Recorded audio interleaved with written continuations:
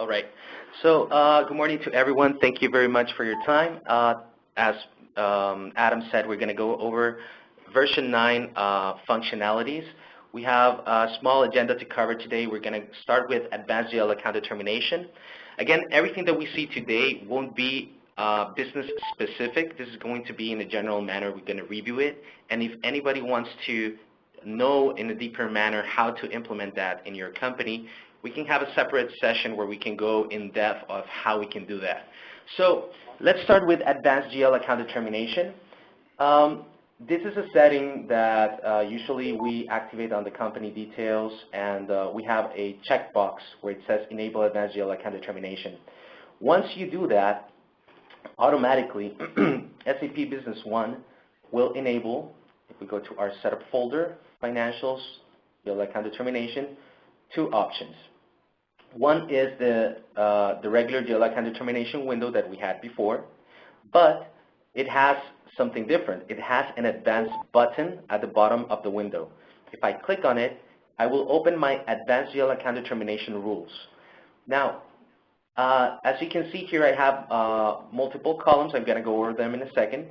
Now, this first columns over here, ship to country, item group, item code, warehouse code, so on and so forth, are different criteria or different conditions that I can set so that my advanced GL account determination can come into play. Now, it is not necessary, depending on the business that you're running, probably you don't want to see a tax code column in there or a business partner code. You only want the business partner group to be shown.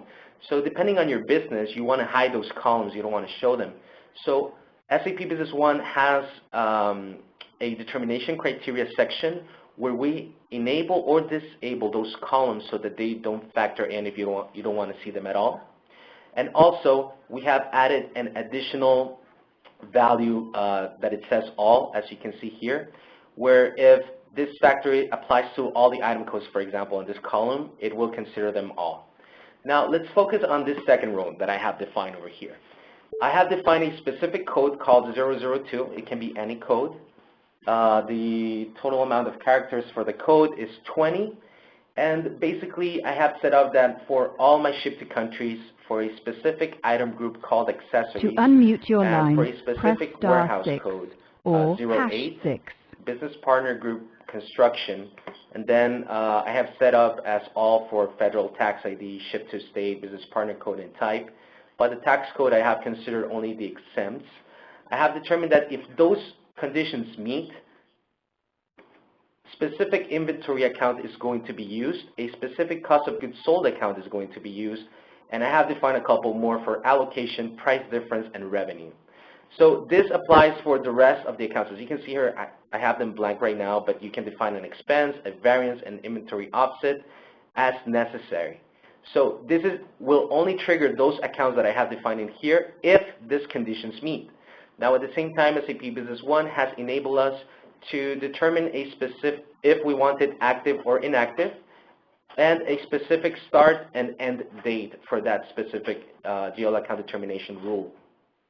Now, you might be saying, okay, if we activate this, we can still define it on the warehouse level, and also we can define this at item group level.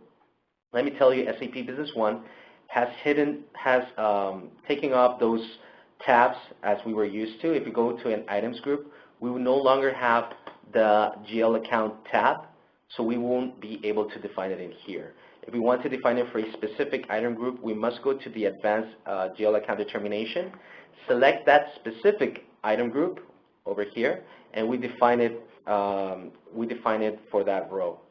The same goes for warehouses. We no longer have that tab enabled.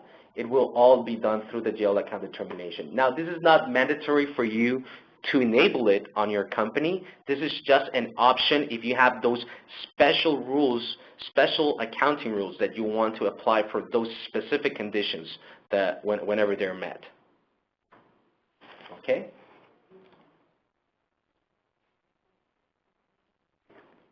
Perfect. So that is our advanced GL account determination section.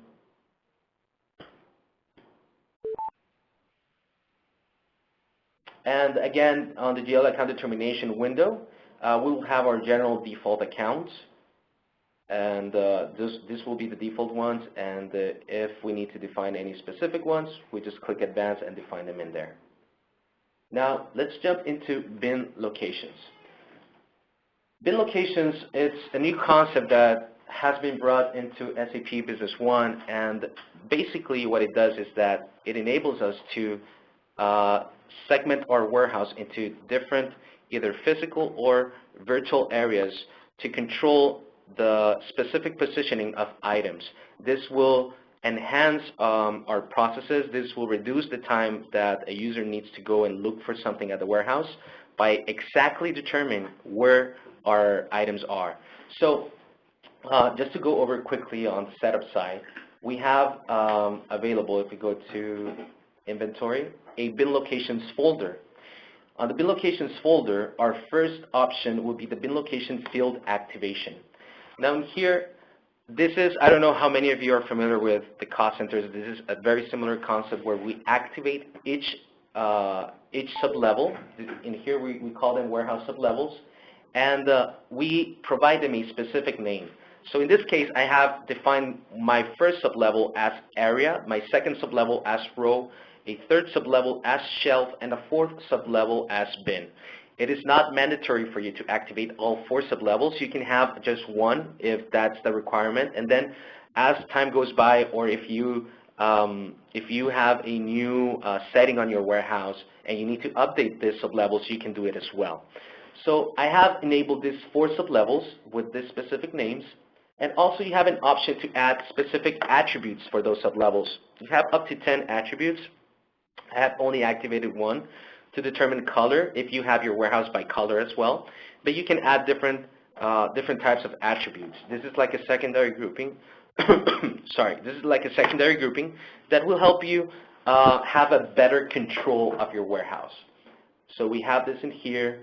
And one of the things that SAP Business One has enabled us, right now this is just a window where we can see all of the codes that we have created for a specific sub-level. Like in this case, I'm on the area one, and I see that I have defined this A1, A2, and added some descriptions. But at the same time, I can go into the other ones, review them, and add manually any sub-level code that I need. Now, if I want to create in a batch manner, for example, you have an existing warehouse and it has already bin locations set up, and you need to create specific bin locations from, let's say, for example, A to Z with a specific numbering from 1 to 10 or 1 to 50 or 1,000. SAP Business One has enabled a specific warehouse sub-level code management that enables us to create these codes in a batch manner without us going through the trouble of creating them manually. So right now I'm just going to create a specific code. Let me start with a prefix of SAPPH for Sapphire, and let me add a specific numeric sublevel. Over here we're going to do it. This is going to represent our rows. So in here, numeric, and it's going to be 1. Sorry, let me do it double digit, 0, 0 to 10 or to 20. And if I click OK, for my warehouse sub-level row, I will have this rows created. So if you already have that code in use or already created, SAP Business One will mark it in red and won't allow you to create that one. So right now, all of them, I have them in black. That means that I will be able to create them. And if I click Generate, at the bottom of the screen, you will see the green message saying that it was successful. Now, if I update my window and I go to the row section, I will see the new row codes that I have added. So at the same time, you can add in a batch manner for each sub-level the different codes that you need, and add specific rules. It can be fixed, numeric, and a specific range as well. So this is basically, I just showed you how to activate your bin locations and how to define sub-level codes. Now, let's go into the item master data so we can see a little bit more about this.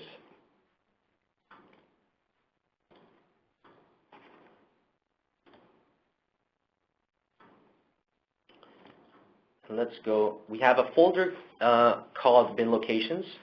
On this folder, we have different options. Let's go into bin location master data. In this option, let me just pick a bin location that was added, and let's drill down into the warehouse. To be able to use bin locations, we have to mark our warehouse as enable bin locations. For those of you that have an existing warehouse and they want to mark that one as enable bin locations, what will happen is that SAP Business One will create automatically a default bin location just to put in for a temporary time to put all the items that are existing on that warehouse. We can go over that later on if you have further questions on how to set this up. But once you activate the Enable Bin Locations option, you will see a Bin Locations tab on the warehouse window. And here you have different setup data. You can define a specific bin location code separator. You can also define a specific default bin location for that warehouse and set up some specific rules like enable receiving bin locations. I'm going to show you that in a couple of minutes. What does that mean? Auto allocation, whenever we issue or receive, we can define a specific rule if we want FIFO, LIFO, ascending or descending quantity, and so on. So this is just an insight of what needs to be done on the warehouse side to be able to use bin locations. So once we have that set up, we will be able to define for a specific warehouse, as you can see here, the different sublevels to create a specific bin location master data. Okay, so the thing that we did before was the code, and the code, what it does is that whenever let's create one right now for my bin warehouse 05, and the code, what it did is on the row section, if I go in here and let's look for the Sapphire, it enables those codes for me to create a specific master data. Okay? Now, whenever we are adding the different sublevels, either area, row, shelf, bin, or all of them at the same time, a bin location code will be added, will be created and generated, and you will be able to preview it. Now, it's not mandatory for you to define all 4 sublevels. You can only define one, and the system, right now I'm just going to create it on the spot, and the system automatically, 05, and the system will automatically create that bin location and enable it for you to transfer between bin locations if you want to. So as you can see, it's not mandatory to, if you have activated the 4 levels, to create a bin code for the 4 different sublevels. You can only do it for one. Now, at the same time, on the bin location master data, you have different options like mark it as inactive. If you want to mark it as a receiving bin location, that means that that bin location will only exclusively be used to receive into your warehouse, and then from that receiving bin location, you will transfer to the rest of the bins. Okay? You can add a description. You can also, whenever you are doing a pick and pack process, or whenever you're issuing, there's an option where we can, like an auto select, to select from a specific bin. You can mark it to not consider this bin location into that automatic selection if necessary. And at the same time, it keeps track of the items that you have in there. Let me select one that already has transactions in it. Over here, we have this bin location, and I have a specific description for it. Item quantity, it says 70,000. If I click on the golden arrow to drill down into the information, I will see that I have that specific bin location, a specific item for 70,000. Also, it keeps track of the number of items that I have in there. It can be one or many items. You can also set as exclusive if you want to do an item restriction to be only, a bin location be only exclusive for a specific item, or to exclude items from there as well. Or you can also do it for batches and transactions. You can add a specific barcode for that bin location, and minimum and maximum quantities. This fields over here will be available if this bin location is only for one specific item. Now, you can define the attributes in here. This is the color one that I have predefined. And once we have this over here, once we have our bin location master data created, we will be able to use it on our operations, on the purchasing side, sales side, production side, so on and so forth. Now, you might be thinking, okay, we created all this sub-level codes. Now we have to create all the bin locations manually. SAP Business One has enabled a specific feature that we call bin location management, where we create in a batch manner similar to what we saw before. We can create in a batch manner. We can generate, update, or delete bin locations if they don't have any transactions for a specific batch if we want to do it in a whole group. So don't worry about that. SAP has that covered for you. We have that over here as well. Let's cancel this one over here. And now let's do a simple transaction. Let's do a purchasing transaction. Let's go directly to the goods received PO. You will see your bin locations field enabled on every document that affects your inventory. So if you are on a sales order or a purchase order, you won't see the bin locations field. You will only see it on the delivery document, goods received PO, so on and so forth. So right now, let's go to the goods received PO. I'm going to select a specific vendor, Acme Associates, and I'm going to select one of the items that I have set up for this demonstration.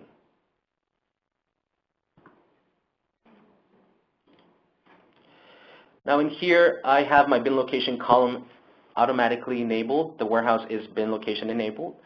And I have the option to drill down in here and manually select what bin location I want to send it to. But if I don't want that, I just want to put it into a receiving area, what I will do is that I will just add it without defining the bin location, and you will see what will happen right now. Let me just define a specific unit price. And let's add this over here.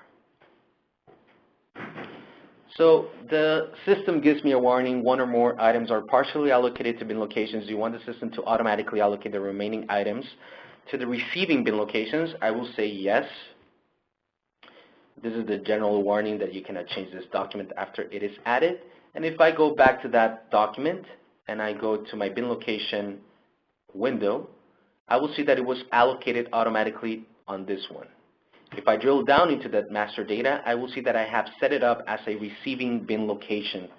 So right now, so far, I only have this bin location set up as a receiving area, but you can have multiple if necessary, and you can define a specific allocation if you want it by alternative sort code to replenish your bin locations. You can do that as well.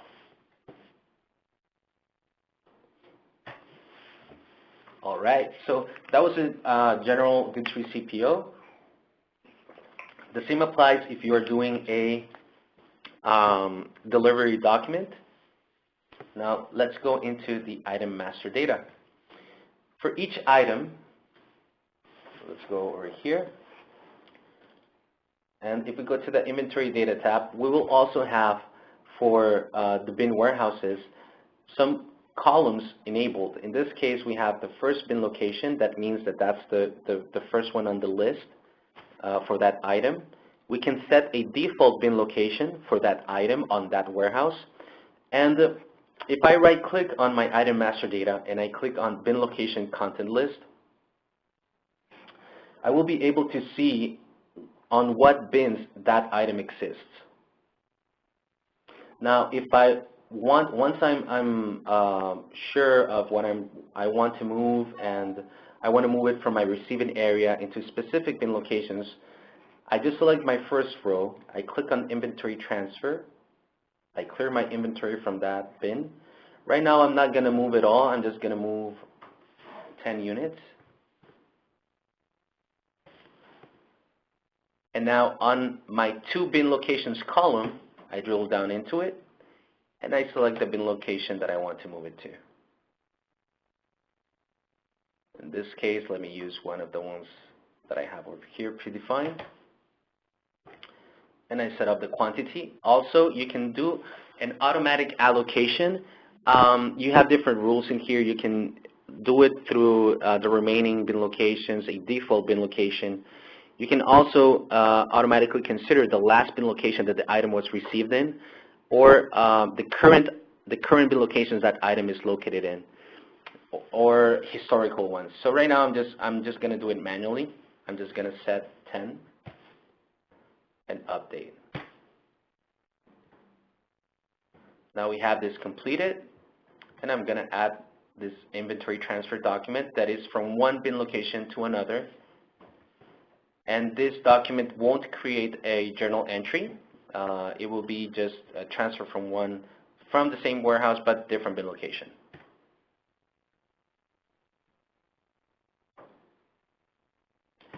So bin locations, again, that's a functionality that if you're using that warehouse, you will have that enabled on all of the documents that affect your inventory transactions. You will also have it on the pick lists. You will also have it on sales documents delivery, AR invoice if you're doing directly the AR invoice. You will also have it on goods receipt PO or AP invoice, inventory transactions, and that's the basic functionality of bin locations. This will help arrange your warehouse in a more time efficient, and it will help your workers or your employees to get to the items to the exact location where it is and save time. Okay.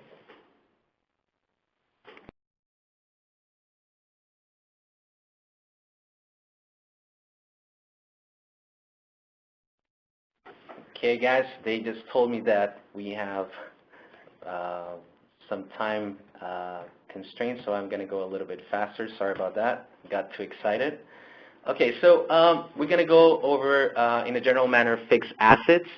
Fixed assets before version 9 was an add-on that you had to activate, and it wasn't like fully integrated within the system. And people were complaining because probably it was a little slow, and the look and feel wasn't that good at that point. Now, SAP Business One version 9 has integrated fully fixed assets. One of the things that we need to do to activate the fixed assets is on our company details. We need to enable fixed assets, and we just define the calculation of the depreciation if it's by month or day. Now, once we enable fixed assets on the setup side, we will have the following on the financials folder. We will have a subfolder called, let's go over here, fixed assets. And in here, we will be able to define all my account determination for the different fixed assets that I'm going to be working with. It can be computers, leaseholds, or whatever type of tools, software, etc., that you want to consider as a fixed asset. Also, we can define depreciation types. We can set up if it's a straight line depreciation, straight line depreciation, and define different parameters if you want it on an exact daily basis, or if you want it on the current period, first day, or the first day of the following period, if you want a net book value over acquisition value or historical data, etc., historical value, or or any other type of depreciation type parameter, you define it in here. And also, we can define different asset classes that we're going to be working with. In this case, I just defined a couple of them. I'm going to show it to you when we go to the asset master data. And basically what you do is that you define an asset class and you associate all the previous information that you have defined for depreciation type, account determination, useful life, and that will automatically set up all the depreciation information on your asset master data. I'm going to show you in a second. So that's a fixed asset setup site that we need to set up before actually using the fixed assets module. Now, on the financials module, we will have a folder called fixed assets, and in here we have different documents that, depending on the situation, we're going to be using. The asset master data is similar to the item master data. I'm going to go over it in a second. We have a capitalization document that basically, as the name implies, you capitalize a fixed asset. We also have a credit memo for capitalization. As well, we can retire assets, transfer them from one, transfer those fixed assets as well. We can do manual depreciation and all the depreciation runs, so on and so forth. So if we go into the asset master data, let's look into one of the fixed assets that we have predefined. basically you will have the following options. The inventory item option is grayed out because that's not an option. We won't be able to mark it as inventory item if it's going to be through the fixed asset module. We can only mark it either sales or purchasing or both at the same time.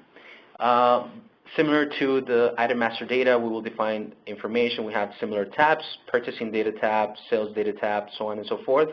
But we also have a fixed assets tab, and here's where we associate a specific asset class. And let me just go all the way. Let me just create a new one real quick.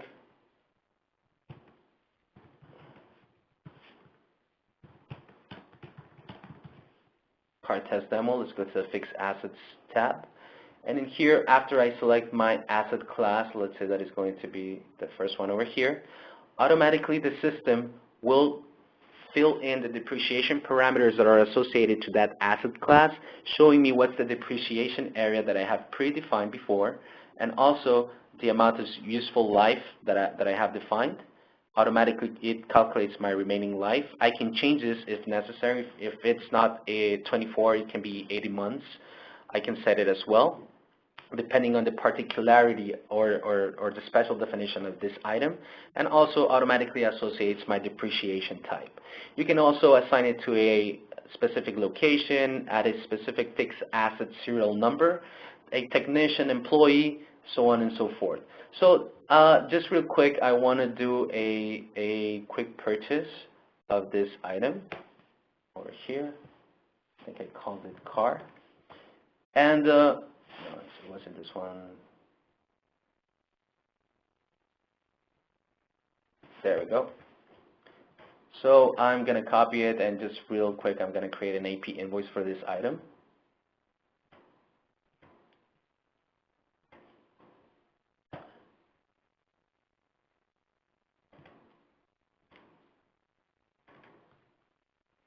And let me just put in here specific dates.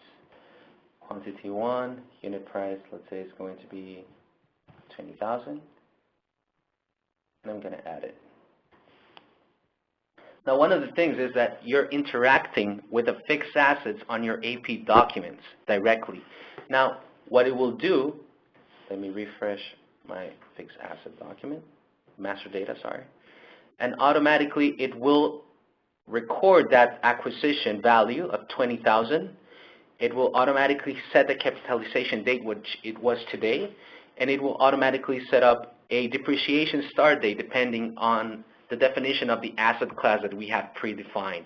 Now, at the same time, since we created an AP invoice, SAP Business One handles that purchasing by creating a capitalization document for that item, as you can see here.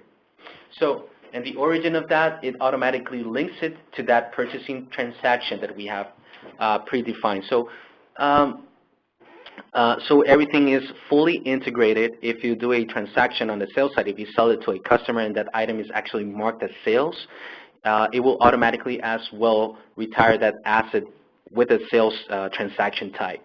So everything is fully integrated. You won't be feeling like you're on a different world, like the look and feel that you had before with the fixed assets add-on.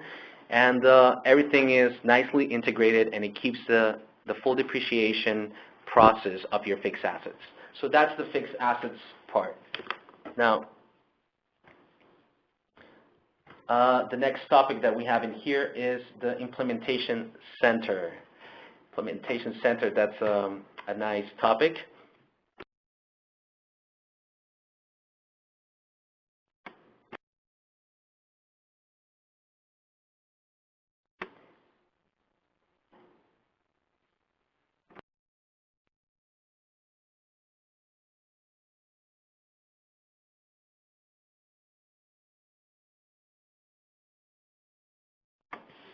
Sorry about that, guys. So on the administration module, if we go to system initialization, we will have an implementation center folder. Now, this is a new thing included on version 9, and what it does is that we have a few tools in here to keep track of our project, to configure new companies, We can also package existing company settings into a specific file and then redistribute it on new companies that we want to create. So SAP Business One has enabled this specific section for you to implement new companies and giving you the capability of rolling out new companies without that much of a partner intervention. So right now we're in the implementation center. First of all, on the path settings, these are things that we need to define to use any of the specific functions on the implementation center. We have executable paths, quick copy paths, and project implementation paths. Right now, I'm going to concentrate on the implementation tasks. Basically, for example, if I want to set up a configuration of a company, and I click on Configure Company Settings, give me just a second. I will quickly kill a specific process that won't allow me. One of the things that you need to be aware of, the implementation center, as the name implies, is when you're implementing, and it won't work if you have multiple users connected to the database, or if you have, in this case, like what I'm doing right now, I'm killing the B1 integration platform services. You need to kill all those processes first to be able to use it. So right now, let me just kill this processes over here. There we go.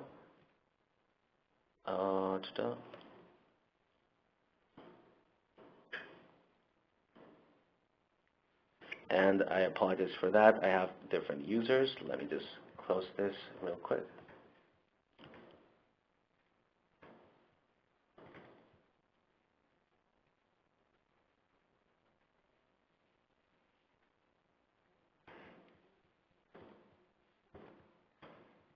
Just a second.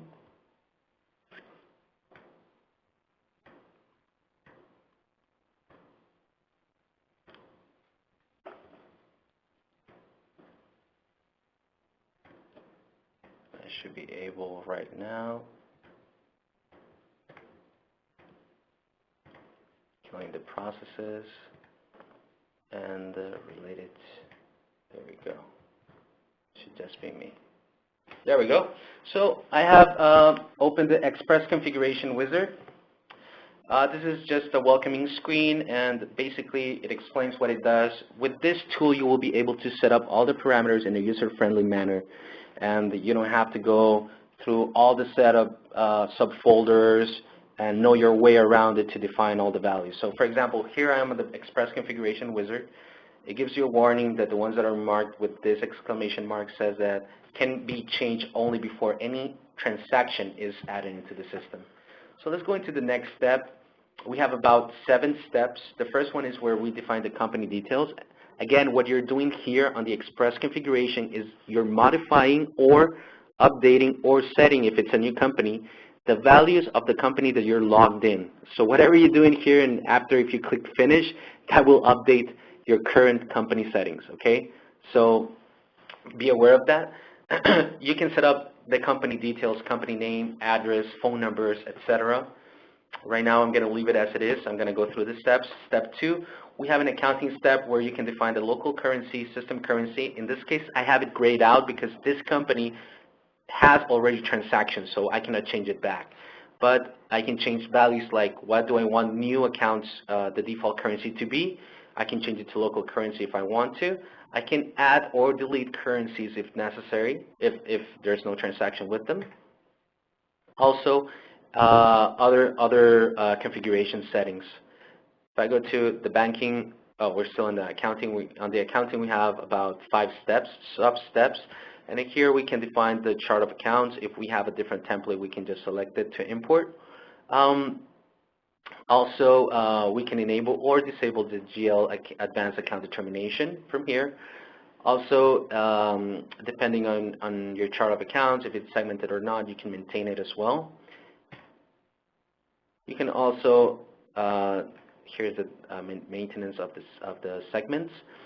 Also, on the last one, you can define the part related to the inventory system, where if you want to use perpetual or non-perpetual inventory, define the warehouses that you're going to be working with. Also, you can define a default warehouse, set up the GL accounts by warehouse, item group, or item level, so on and so forth. This is basically implementation part. You go to the next step on the banking side, you can define banking, banking options, like what is my house bank, the banks that I'm going to be working with, and you can update information, add new one as necessary.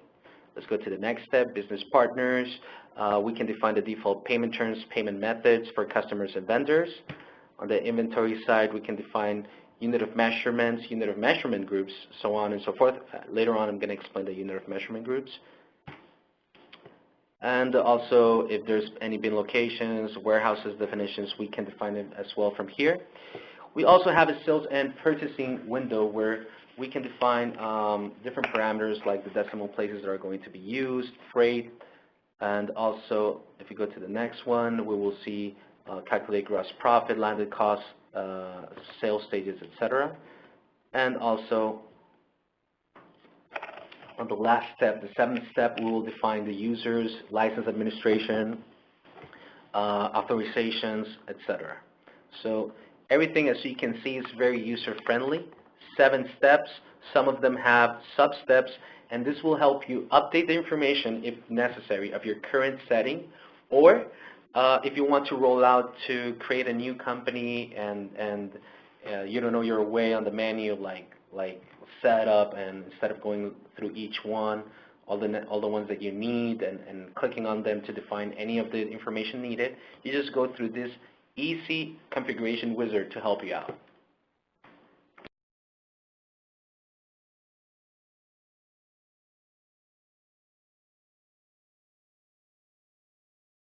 So that was the implementation center. We also have different options, like, for example, the solution packager. I think that I need to go in. We have 4 more topics, so I will only talk about them right now. So basically, solution packager, or the migrate data from legacy system, what it will do is that it will open the DTW for you to be able to input information based on the templates that you have predefined. That's nothing or you can do it as well from an open database connectivity type of import. But that's about it. Most of you already know DTW, so I won't go through that. We also have a solution packager that what it does is that depending on the company that I'm located, we have 23 steps. I won't go over all of them.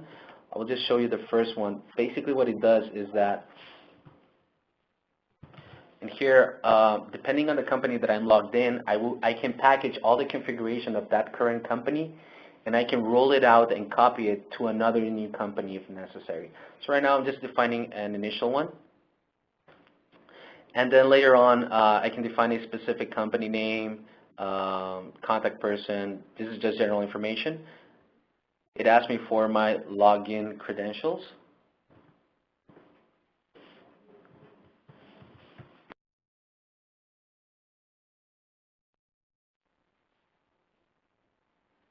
Sorry about that. Aha, I wrote it down. So basically, after I do that, my companies will be listed. I can select which company to package. Oh, and again, you need to kill all the processes that are in the background. Users shouldn't be connected. Intercompany shouldn't be connected. And basically, you can pick if you want to copy specific UDFs, UDTs, external tables that you're integrating with SAP Business One, add-ons, etc. You can all package it into one solution, and you can replicate it into new databases. So if you want further presentation on this solution packager, we can set up a separate meeting for that. Right now, I need to jump into the next topic. We're going to go to, first I'm going to explain multiple unit of measurements, and then I'm going to jump into inventory counting. So if we go in here, SAP Business One has, as you know, if we go to the inventory, we will have this unit of measure groups. Basically, you can define different unit of measurement groups to associate it to different items, and each group will have its own unit of measurement definition. So before that, on versions previous to version 9, we only had this window over here, unit of measure. And basically, we define the unit of measurement, we define a specific length, width, etc. But we were not able to create specific groups and do specific conversion ratios. So now with the unit of measurement groups, per each group. Let's say, for example, I created this one today, printers. If I go into the group definition, I will be able to see, I will be able to set a specific base unit of measurement, and then I can add different unit of measurements and define its ratio based on that base unit of measurement. So what will happen is that whenever I define a specific item, let's go to a item master data. Let's go to one of the items that I have pre-created. I associated this unit of measurement group called printers, and if I drill down into the purchasing data, if I click on the purchasing UOM code, I will see the different unit of measurements that I have available.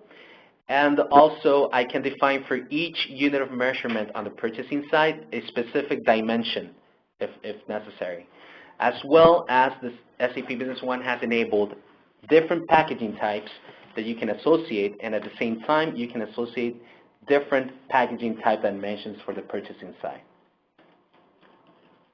Now, if I go to my sales side, it's very similar to the purchasing. We'll have that ellipsis button where we have different multiple unit of measurements and packaging types, and we can set one as a default. And later on, when we do any transaction with this item, we will be able to select what different type of code we want to work with. So this is the unit of measurement groups. Once you do a transaction with a unit of measurement group, you won't be able to change it back to another group. That's one of the things that you need to be wary of. And let's go and just do quickly a specific document, just so that you can see how we can use that relationship. So let's go into a sales order. Let's select a specific customer. And select a specific item. Let me make it bigger. So one of the things is we need to enable these columns. It's inventory UOM, and also I will enable this ones over here.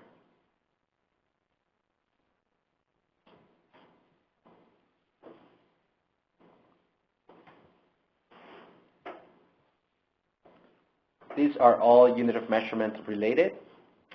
And basically, as you already knew, on the old version, you had this column. It automatically states as no if that item has a different unit of measurement set up on the purchasing or sales side.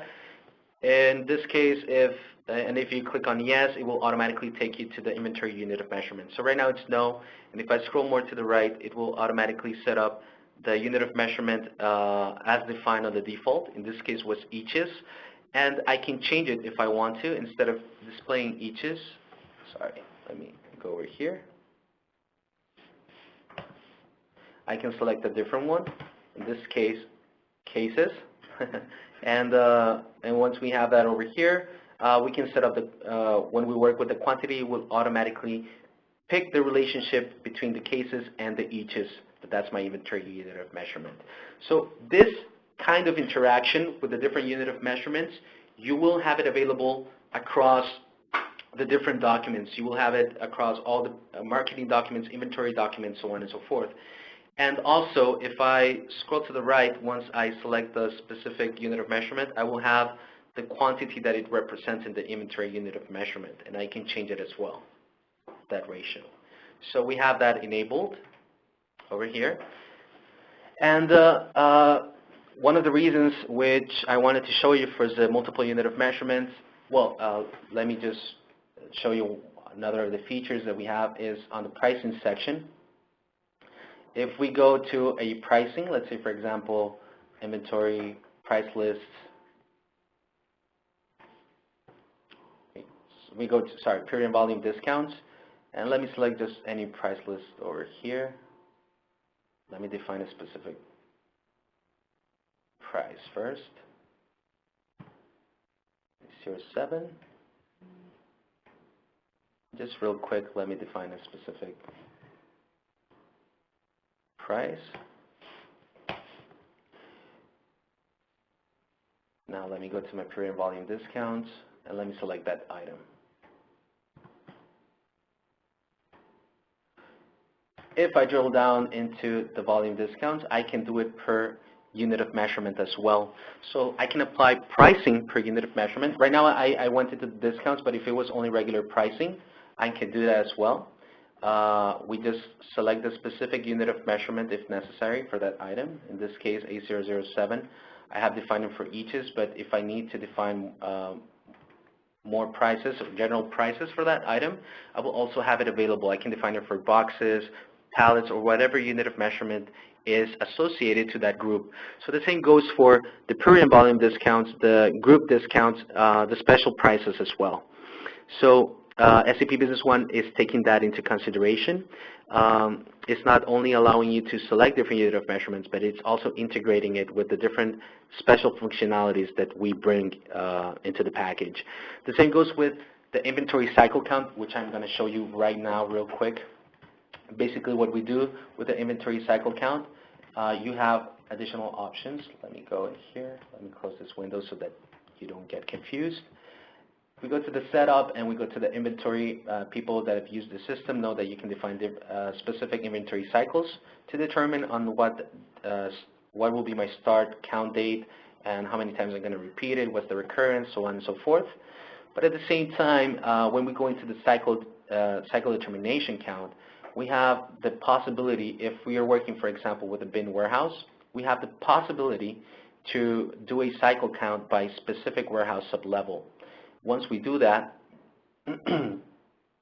we can drill down into that specific warehouse, and for each specific sub-level code, we will be able to associate a inventory cycle code. And once we do that, we can alert a specific user, and we can also exclude the bin locations with the items with zero quantity. So whenever the cycle code criteria meets, the user will receive an alert, and he will be able to it will remind him that he needs to do a cycle count for that bin location. Let's go into the bin cycle count document on the inventory module. Once we're here,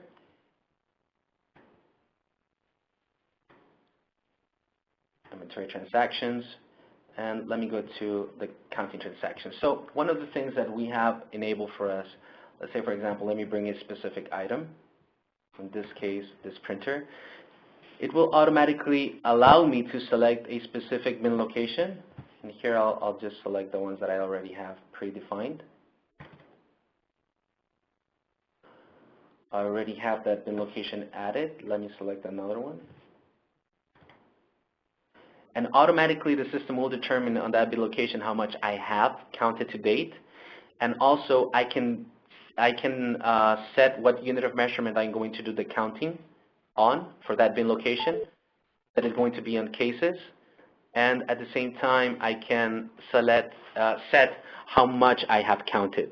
So this is one of the things that SAP has bring into the plate with the inventory cycle count. We can do it by bin location and by unit of measurement. Okay, so if you want further presentation about the inventory counting, just let me know. Also with the multiple unit of measurements, there's a lot more that we just went through it because of time constraints. One of the things that I'm just going to mention real quick is basically SAP has added this document called the purchase request, and basically what it does is that a user from my system can log in and set the items that he wants to request the purchasing department so that they can buy it. So right now I will create a new purchase request. Automatically it will detect the user of the system. In this case it's me, manager, and at the same time I can send an alert or email to a specific email address once it is a PO or goods receipt PO is added based on that purchase request. So right now I'll set up a required date, and I will just add an item real quick. And the required date by today, for example, and you set up the different information that you need in there. And I'm going to add this document. Automatically I have created, you can also create integrated with approval procedures.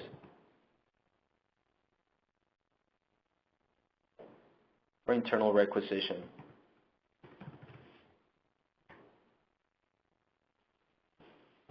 So once the document is created, let me just show you one for the one that I have already created. Well, in this one, I received the request document for approval. I will approve it real quick. Basically, once you have that completed, you will be receiving, let me just add it real quick. And this is depending if the interaction is obviously with different users. Right now, I just did it with as my own user. But once the request is added and it's copied over, you can copy it to a purchase quotation or a purchase order. Once you have it in there, you select the vendor, you fill in the rest of the data. Let's say it's going to be LaserCom, and I'm not going to update anything right now, and let's put it as for $100 for that printer, and let's add it.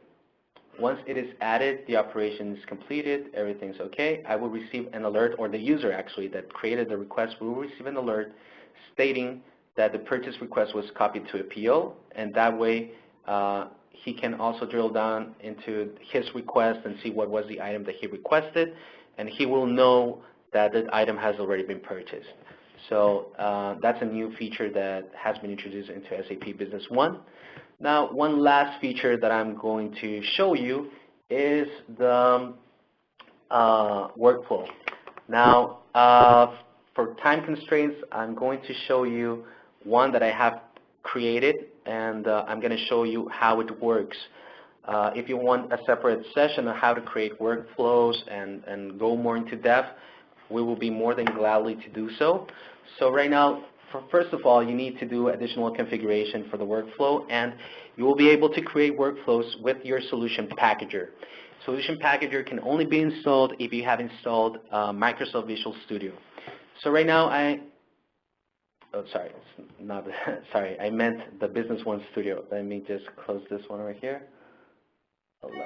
Let me go to my Business One Studio, and I have opened the 64-bit one.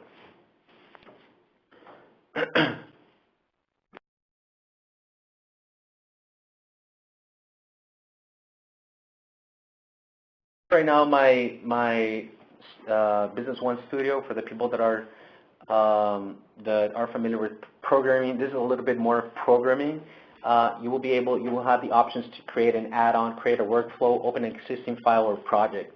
So right now, I'm going to open an existing one that I have created. I have created this workflow over here.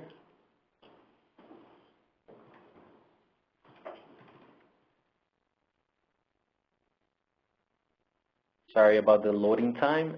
So as you can see here, I have created, you have a toolbox area where you have the different events. You have a start event, you have a user task, customized data objects, SAP Business One data object, so on and so forth. So on the left side, these are the things that you're going to drag into your canvas, and you're going to set your workflow. On the Solution Explorer, this is basically to see all the processes that are involved in that workflow. Right now, I only have one. And also, if you go to your right side, the properties, if you click on one of the objects similar to the programming structure, you will see all the properties related to that object. So again, there's a lot to it.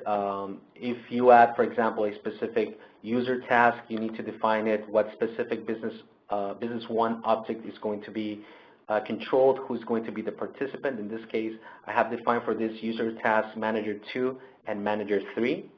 So right now, real quick, I'm just going to log in into SAP Business One as those users. That's why I had it open before.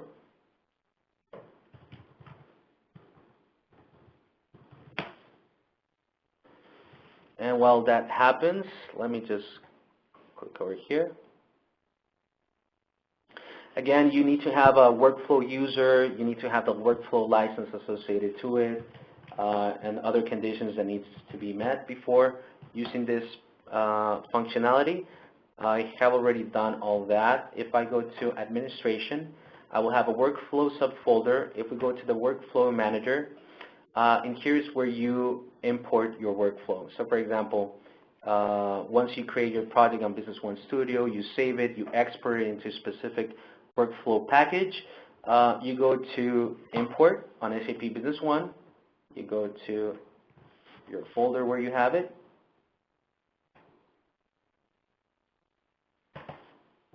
Oh, in this case, I already have it in here, is the second one. I call it BP credit limit. You can name it as whatever you want. And you can also change the names on the Business One Studio when you're creating it. So right now I'm just going to activate that specific workflow manager. It says it's active. When you do it for the first time after importing, the status will be importing. You will have to close the workflow manager and go back in to activate it, because if not, it won't let you activate it. So we have this over here, and what we can do is we go to workflow instance. On the workflow instance, this is a window where we'll be able to see in a graphical manner what the workflow is.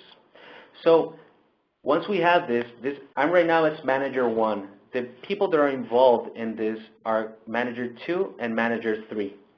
So manager 2 will be adding the business partner, and manager 3 will be updating it.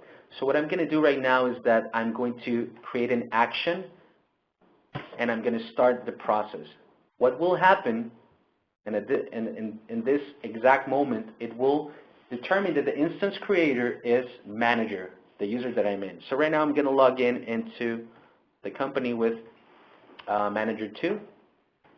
And manager 2 will go to the workflow folder. He will see whatever he needs to see depending on his authorization level. Right now I'm going to go to workflow work list. And in here, he will automatically have this task added to his workflow work list. So once he's ready to process it, he will pick it up, click pick up. Automatically the status is changed to picking, and he can drill down into the details of that workflow.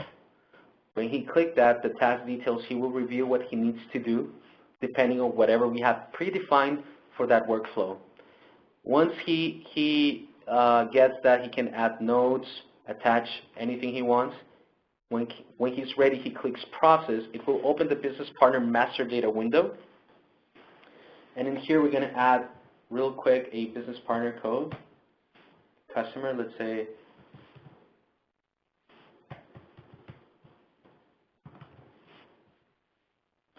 customer 002 demo, and it's going to be construction demo customer. And he will add whatever needs to be added.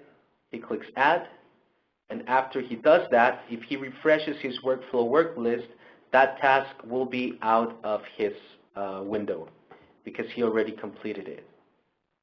Okay, it will already be marked as completed. Now, if I go as manager 3, so you can see I'm logging in as manager 3, and I go to my workflow work list.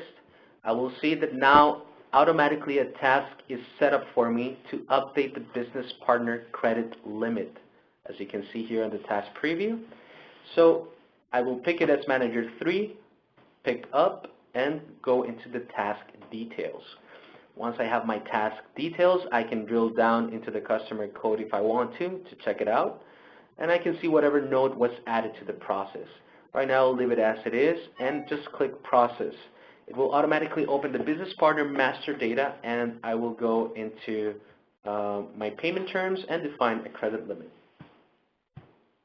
Let's say it's going to be 400.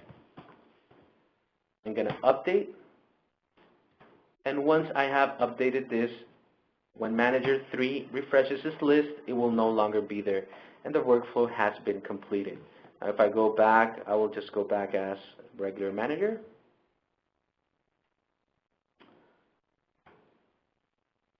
I can see all of the processes, the status, what has been completed, what hasn't been completed. If it hasn't been completed, I can drill down and see why not, check out the notes. I can also see the different instances, and I can see in a graphical way what has been completed and what hasn't as well. So this was a simple flow that included a start event, adding a business partner, assigning it to a specific user, updating a business partner and assigning it to a specific user, and then ending the process. And that way I can keep track of my workflow, and I can see which employees are doing what actions according to whatever we have set up on the Business One Studio before. Thank you very much for your time. I'm sorry for the time limitations. There's so much more that we can go into.